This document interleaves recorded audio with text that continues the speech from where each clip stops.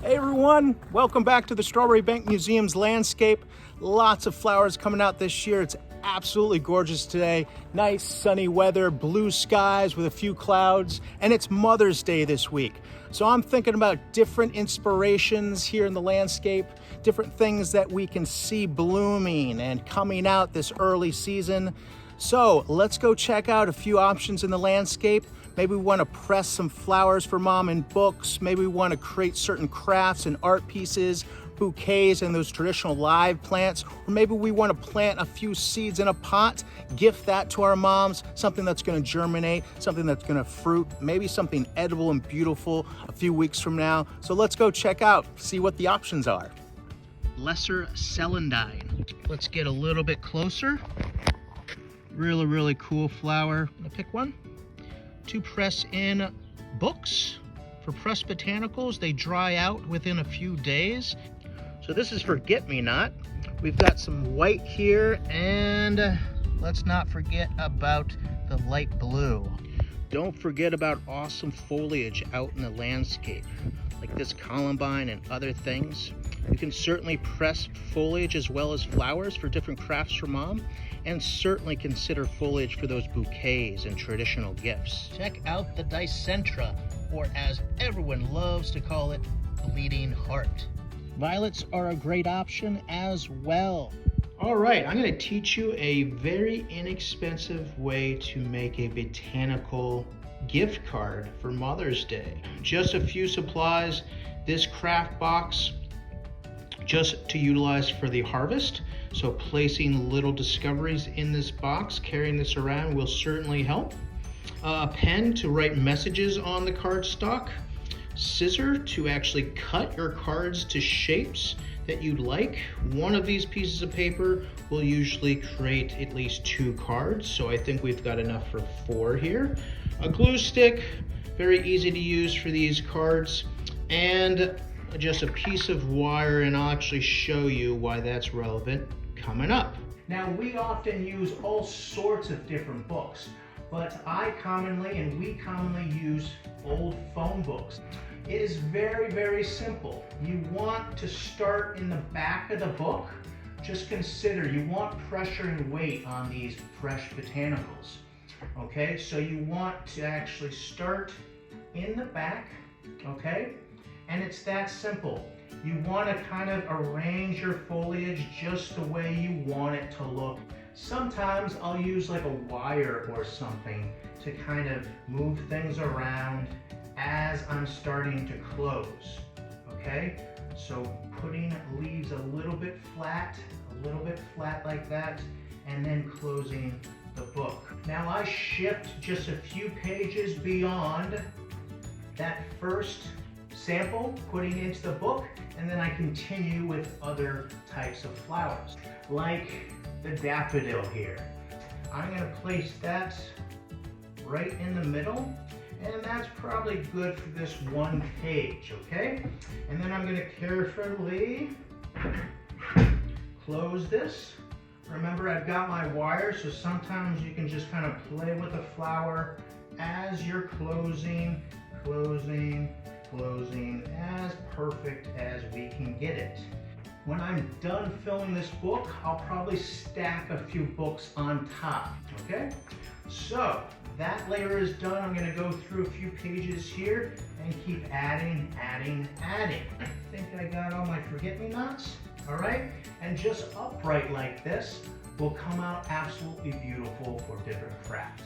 Now, one of the easiest ones to do, fortunately, is the bleeding heart or Dicentra. So we can kind of lay that down almost perfectly, ready to go, very easy. They lay on their sides almost perfectly by themselves, okay?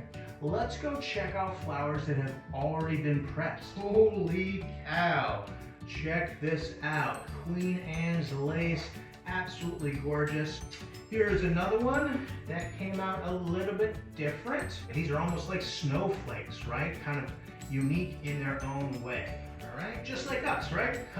I found a ginkgo leaf too, and I just found Dicentra or bleeding heart. So really cool. Oh, they just remind me of like little birds or something with almost those wings with that heart shape. Absolutely gorgeous, these options. So let's get into a craft that is going to be easy to make at home. Pretty easy. So I'm going to just place a little bit, and this is looking purple, but it disappears very quickly, especially if you're placing botanicals on them.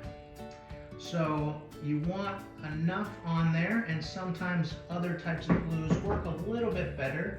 And I'm pushing a little bit, and then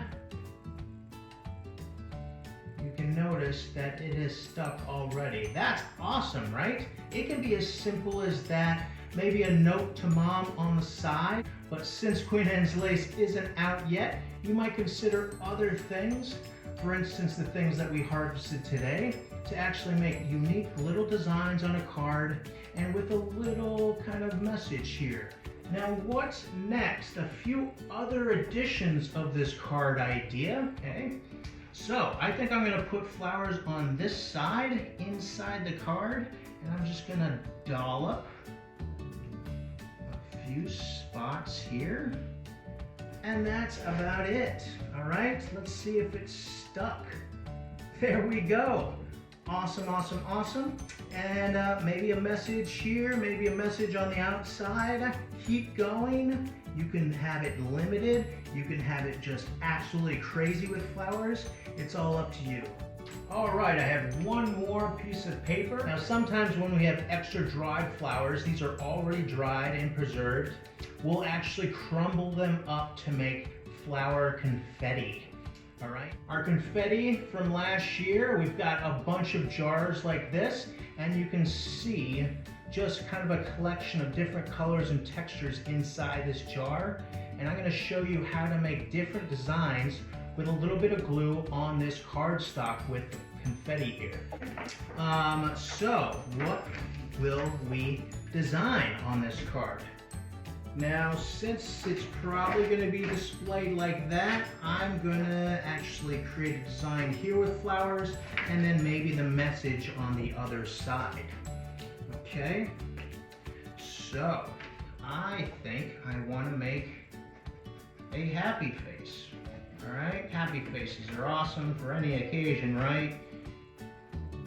Very uplifting, lifting our spirit, lifting our minds with just a little bit of a happy face, and certainly shouting out to all those awesome moms out there, right? Certainly thinking about my own mom and what to gift her. So let's see how this looks. Should we put a nose on here? Why not? Let's put a nose. All right, there's the mouth, nose, and 2 eyes. I've got my flower confetti. Now a little bit goes a long way, and what we're doing is just simply sprinkle, sprinkle, sprinkle, all right?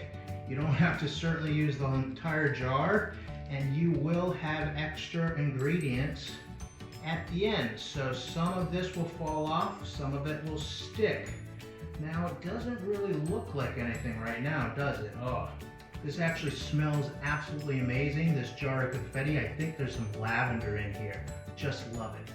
All right, sometimes I'll press down, knowing where that glue is just a little bit to get that contact. And what do you think is gonna happen when I put this upright? Are we gonna see a happy face? Ho ho, there it is, nice and colorful. So consider these simple projects and even, you know, different layers of preserving botanicals on display for mom. I actually like to show you a picture of a craft I did with Queen Anne's lace.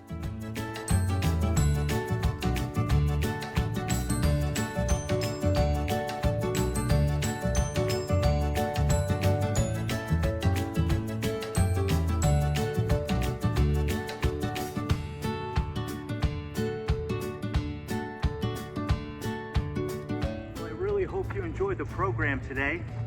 Happy Mother's Day to all those awesome moms. Happy spring. Thanks for joining us. This is Strawbery Banke.